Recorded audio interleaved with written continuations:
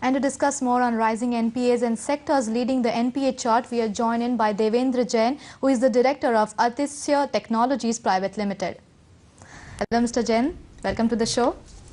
Mr. Jain, if you talk about the Indian economy, there are frequent changes in the economic situation, and RBI policies is also a matter where banks fears in rising NPAs. Though there is some relaxation where RBI has relaxed its lending rates, it has cut its lending rates by 50 basis points, and today also there are 3 banks which have cut their interest rates. There is Union Bank, Central Bank, and Corporation Bank. So, what kind of changes do you think the government should make to resolve this issue of NPAs, rising NPAs?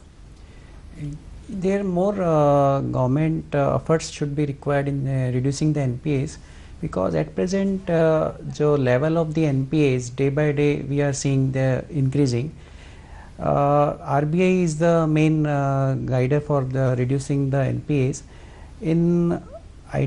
First of all, banks and RBI give the instructions to identify the bad borrower accounts well in advance, so that they can be revived if in first stage. So level of the NPA came down at that time, and borrowers willingly goes into NPAs, as most of the business have a goal to run the business, not becoming NPA. So we should RBI and banks should take the step to revive them, save them, the industry, not the initiative take the legal action immediately after becoming as per the guidelines of the RBI. Alright. Mr. Jain, your company NPAsource.com provides detailed data and also efficiently helps in management of bad loans. How did the idea of getting into this venture came from? Plus, very briefly tell us about what kind of data is generated by your company and what kind of services do you provide to your prospects? I am since last 15 years in this business line, and I am doing the reviving of the consultancy, providing the consultancy of sick companies to how they can revive and back to the industry back. And during that process, I understand the various problems are facing by the not only borrowers, by the bank also, and potential buyers and investors also, because at present there are no skid informations are available on NPA. Available information is available, but on a scattered manner. There is no platform which is providing the all help to the all stakeholders. So this idea is generated why we make a platform where which bankers can upload their information on NPA accounts, so that potential buyer and investors who can help the particular industry and can buy the opportunities for the investment, who can funding them for revival also, and the industry can be saved. This is our main purpose. All right. And yeah, continue. And during the process is also facing that there are very legal aspects in the particular property where bank wants to sell them. It is not easy for them to get the better prices. Right. After putting up the information in the portal, our effective marketing team is there, so he will source the direct and interested buyers to give the maximum price for that bad assets. All right. Mr. Jain, if we say about banks' profits, banks are doing quite well. The Q4 profits were quite good, but NPA remains as a major concern, and public sector banks are more hurt than the private sector banks. Which banks do you feel are leading the NPA chart? As per the RBI data, the leading is the State Bank, because the State Bank has also in leading in the advances. So obviously is the highest NPAs in State Bank. And I mean, which will be the second, third, and which will be the last one? Second, private banks ICICI comes after SBI Group, ICICI. So in public sector we have SBI, and in private sector we have ICICI Bank.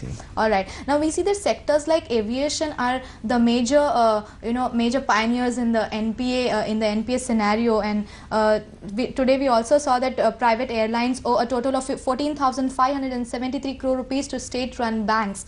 We have sectors like textile and infrastructure, which are also more into NPAs. Which sectors do you feel are more into NPAs? Major NPAs in generally textile and metal industries, and aviation industries right now is becoming hot, but percentage wise maybe aviation industries, but in value wise, volume terms wise, textile and metal industries having the maximum NPA. So what is the reason for this? Major advances in this sector, and since last 10-20 years studies are showing that the industries are facing various problems in textile, from the foreign competitions and heavy rate of interest. This is the main reasons for that they can't survive. All right, coming to the last question to you now, talking about small borrowers like SME who cannot repay their loans due to genuine reason, what kind of solutions do you provide to in such cases? Because you know, sometimes the bank becomes very harsh towards these borrowers. In these cases, we expect from the banks to take the action not immediately. They source the options, how can they become good accounts, and taking the help of professionals and all and investors also, so that they can put investment in, if they required, in small sectors, so that units can be revived. Mr. Davda, coming to you on this NPA scenario, we see that aviation stocks lead the chart of NPAs. How do you see aviation stocks performing in the markets now? I think aviation stocks are not performing well, because as we know, KF is facing problem. Even Air India is not, though it is not listed, it is also having problem.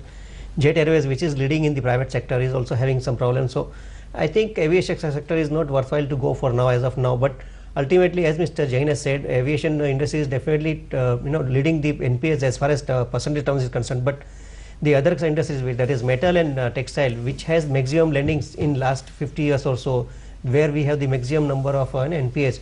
So any economy which has to survive for long cannot survive with higher rate of interest. So government has to definitely come forward and reduce the interest rate, because as we know, the advanced countries, their interest rate is not even 1% or 2%, whereas in India it is, even as of today, minimum 9 to 10%. So it is very, very high. And if this is continuing, then India cannot be a competitive market as far as global scene is concerned. So government has to take call on this interest reduction, and RBI has to go forward with the liberal policies on this. All right, but Mr. Davda, it's not only RBI policies which is affecting the aviation stocks. I think there are many other factors which are affecting their stocks. So when can we expect these aviation stocks to take a boost? I think we have to wait and watch for the final outcome on this, because as we know, aviation ministry also is looking into this, and even RBI and the other ministry also looking into the aviation issue, and they are definitely taking this issue in a very, very positive perspective. But we have to wait and watch for the final outcome, because ATF prices also have gone up very high, and if we again say dollar, which is at the highest level of 52.70 per rupee in a dollar, so that is also causing concern for the ATF prices, which is definitely going to be some kind of a very negative aspect for the aviation industry. And aviation industry is definitely going to rise their charter flights and other tickets. So that will definitely make even air travel costlier. So people will come with other solutions like going by trains and all these things. So aviation industry is better to wait and watch and see for the final outcome of the concerned authority on this. All right. Thank you so much, Mr. Davda, for giving us your perspective on NPAs in the aviation sector. Thank you so much, Mr. Jain, for joining our show and giving us all those updates from the NPA segment. And before we end this bulletin, let's take a quick look on the headlines once again.